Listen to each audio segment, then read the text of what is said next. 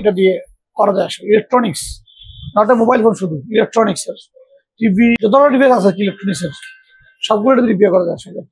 শুধু তাই নয়, এটা থেকে কারেন্টেরও কাজ করা যায়। তো এই ডিজিটাল মাল্টিমিটার এখান থেকে আমাদের মোবাইল ফোন ব্যবহারের জন্য একটা পয়েন্ট আমাদের কাজে লাগে। আমরা ফুল ডিটেলে যাবো না, যেটুকু আমাদের লাগবে ওটুকু আমরা যাবো। আমাদের এখানে মূলত দুইটা পয়েন্ট আমাদের কাজে লাগবে। প্রথম সময় একদম প্রথমটা হচ্ছে এই যে লেখা আছে, কত লেখা আছে এখানে 20 ভোল্ট।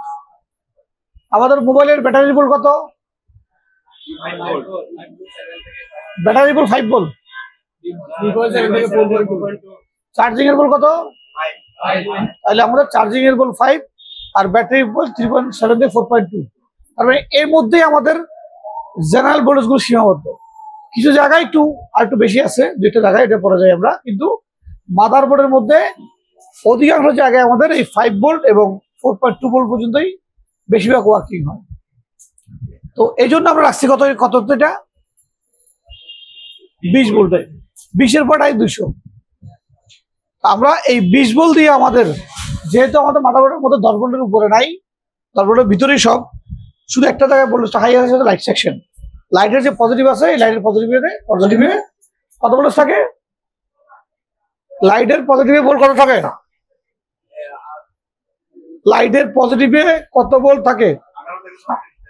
12 থেকে 36-35 ভোল্টেজ থাকে। তো ওটা মাপতে হয়তো আমাদের 200 লাগবে। এছাড়া আর কোথাও আমাদের 20 ভোল্টের উপর কাজ নাই। আমরা 20 ভোল্ট দিয়েই সবগুলো মাপতে হবে। তেমন হিসাবে কি করবো আমরা আগামীকাল আসতে সবাই চার্জার নিয়ে আসবো। কি নিয়ে আসবো? এই যে ওরা তারা একটা ট্যাব আছে, তোমার ট্যাব এটা তুমি আনছো? গুড। এই যে ট্যাবটা আছে, এক্সাম্পল যদি দেখাই আমরা, এই ট্যাবটা চার্জিং পিনে লাগাই। এই যে ব্যাটারি ট্যাবটা আছে, এখানে কত ভোল্টেজ আছে আমরা একটু চেক করে ফেলি। এখন দিলাম আমি নিয়ে, আমি এর দুইটা প্রয়োগ আছে। কয়টা? লাল কালো। লাল কেন এরকম করতেছি?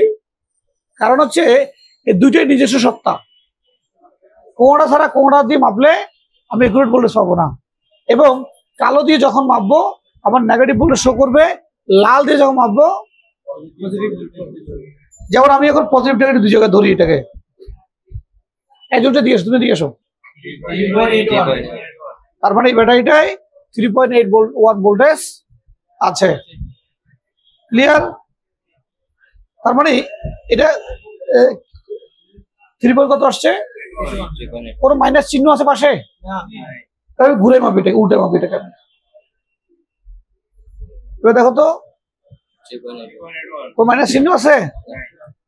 এবার তার মানে আমার এখন লাল তারটা চলে গেছে কালোতে, কালোটা চলে গেছে লাল, এই জন্য মাইনাস চিহ্ন দেখাচ্ছে আমার। তার মানে বুঝলাম কি আমরা ভোল্টেজ কিরকম হবে? Positive negative. যেভাবে মাপি, পজিটিভ হলে পজিটিভ দেখাবে, নেগেটিভ হলে কি দেখাবে? সে নেগেটিভ চিহ্ন দেখাবে। ক্লিয়ার? বাকিটা ওন রেসপন্সিবিলিটি। সেটা কি?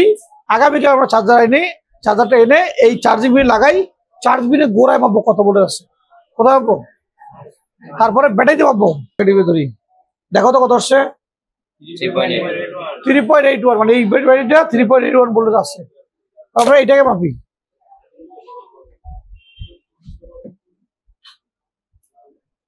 কেন 3.81 আসছে? কারণ বাটম ফোন, বার ফোন, ফিচার ফোন। কত এখন?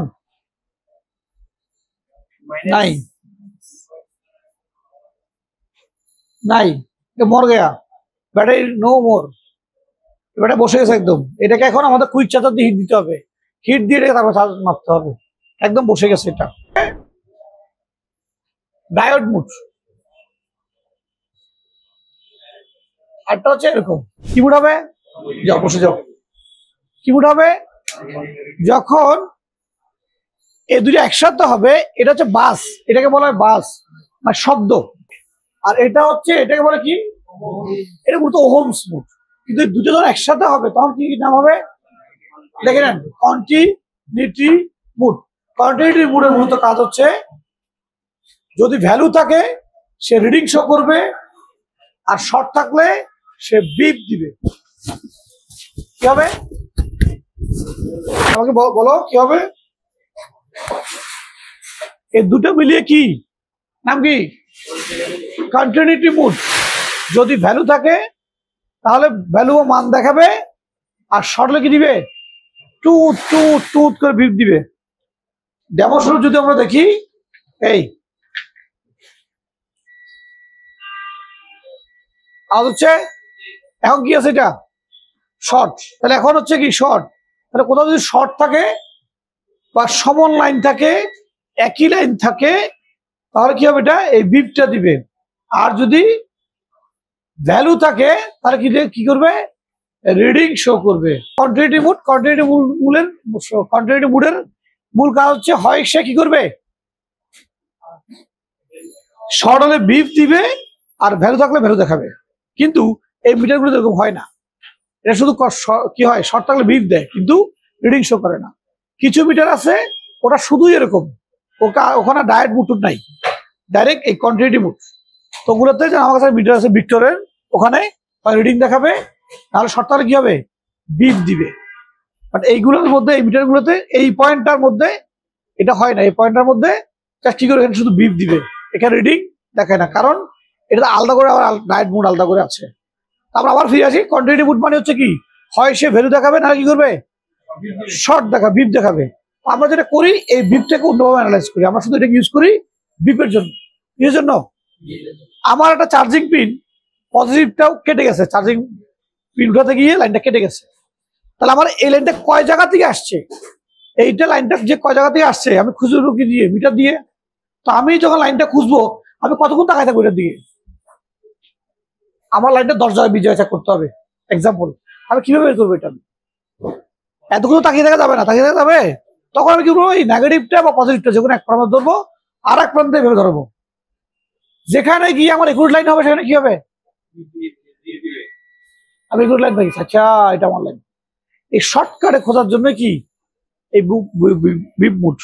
এবং কেউ কেউ আছে, অনেক টেকনিশিয়ান আছে যারা শুধু বিপ মুড দিয়ে কাজ করে, বিপ মুড টেস্টিং দিয়ে সে বুঝে কম্পোনেন্ট ভালো খারাপ শর্ট ইত্যাদি। তো অনেকে ভিডিও ভালো করে বুঝেও না, বিপ মুড দিয়ে সে কাজ করতেছে, ওর মতো করে সে করতেছে। তাহলে বিপ মুড দিয়ে আমরা কি করতে পারবো, লাইন খুঁজে বের করতে পারবো। ক্লিয়ার, বুঝছি আমরা। আমরা কন্টিনিউটি মুড দিয়ে বা বাস মুড দিয়ে বা বিপ মুড দিয়ে আমরা একটা লাইন কয় জায়গা থেকে আসে সেটা আমরা কি করবো, খুঁজে বের করতে পারবো। ক্লিয়ার না, বুঝিনি আমরা সবাই বুঝছি। প্রথমটা ছিল ভোল্টেজ, 20 ভোল্টেজ দিয়ে আমরা ভোল্টেজের লাইনগুলো কাজ করব, আর এই কন্টিনিউটি মুড দিয়ে আমরা কি করবো, লাইন খুঁজে বের করবো। ওকে, এরপর হচ্ছে ডায়োড মুড। এইটাকে বলছে, এই যে আমরা এটা বলছি এটাকে বলছে ডায়োড মুড। এই ডায়োডের চিহ্নটা হচ্ছে এই যে যেটা দেওয়া আছে, এই যে হ্যাঁ ওই যে ডায়োড মুড। ওকে, মিটারে কাটা থাকবে এখানে, আর দেখাবে কি ডায়োড দেখাবে। এখানে আছে আমরা কন্টিনিউটি মুডে আছে, ওখানে থাকবে জাস্ট এই যে হলুদ সুইচটা ক্লিক করবো আমরা, যেখানে মিটারে কাটা সেখানে থাকবে হলুদ সুইচটা ক্লিক করবো ডায়োড মুডে। এই ডায়োড মুড হচ্ছে বাকি খেলা হচ্ছে ডায়োড মুডে, বাকি সমস্ত কাজ কোথায়, কি করবো ডায়োড মুড দিয়ে আমরা, আমার কার্টটার রিডিং আছে কিনা, আমার ভ্যালু আছে কিনা, ভ্যালু থাকলে কত আছে, এই ভ্যালুটা ঠিক আছে কিনা, আমার যাবতীয় সমস্ত কাজ করতে হবে এটা দিয়ে। আমরা এক্সাম্পল স্বরূপ দেখাই, আমরা যে এই যে বোর্ডটা আমরা নিলাম, ওর যে পজিটিভটা আছে পজিটিভটা মাপি আমি, আমরা ডায়োড মুডে রাখলাম, রেখে আমরা এই মিটারটি মাপার সময় কি করবো, এক মাথা অলওয়েজ গ্রাউন্ডে রাখবো। কোথায় রাখবো, আমরা যখন যেটাতে মাপি, যখন পজিটিভ দিয়ে মাপবো নেগেটিভটা গ্রাউন্ডে থাকবে, যখন নেগেটিভ দিয়ে মাপবো তখন পজিটিভ গ্রাউন্ডে থাকবে, এক মাথা মাস্ট গ্রাউন্ড থাকবে। গ্রাউন্ড চিনি আমরা, গ্রাউন্ড মানে আর্থিং, গ্রাউন্ড আর্থিং নেগেটিভ বোধ না রাখি আমরা এটা আসলে।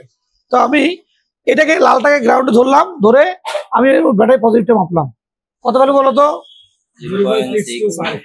0 বাদ দিয়ে বলো 625। তাহলে আমি যখন কালোটা দিয়ে মেপেছি তখন কত আসছে 625। কেমন, আবার ঘুরে যদি মাপি আমি এখন কত, কতবার ছিল,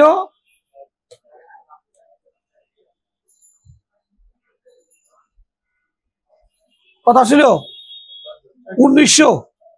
দেখো দেখছো 1900 বারে বারে চলে গেছে, তাই না।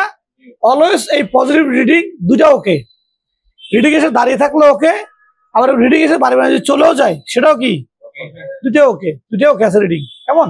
কারণ এখানে মাদারবোর্ডের একটা মাদারবোর্ডের ভ্যারিয়েন্টের সাথে ডিপেন্ড করে আসলে। তো এই যে আমরা মাপলাম, আবার দেখি আমরা, এই দেখো দেখছো 19 বাড়ি মেরে চলে যাচ্ছে 1900। আর যখন নেগেটিভ মাপতেছি তখন আমরা কি হচ্ছে বিল 600।